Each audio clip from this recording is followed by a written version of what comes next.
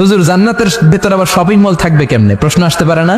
সহিহ মুসলিমের বর্ণনা, ইন্না ফিল জান্নাতি লা সুকান, জান্নাতের ভেতরে বিশাল এক শপিং মল থাকবে।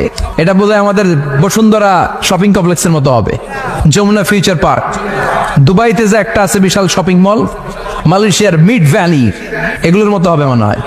কত বিশাল যে শপিং মল হবে। সহিহ মুসলিমের বর্ণনা, প্রতি শুক্রবারে সব জায়গা থেকে বন বন করে মৌমাছির মতো জান্নাতীরা ওই শপিং মলে শপিং করতে আসবে।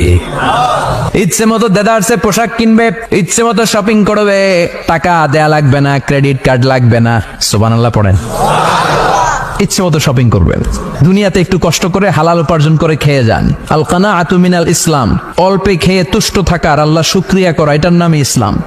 অল্প খাও, অল্প পড়ো, অল্প জমাও, অল্পের ভেতরে বরকত ঢুকাই দিছে কে?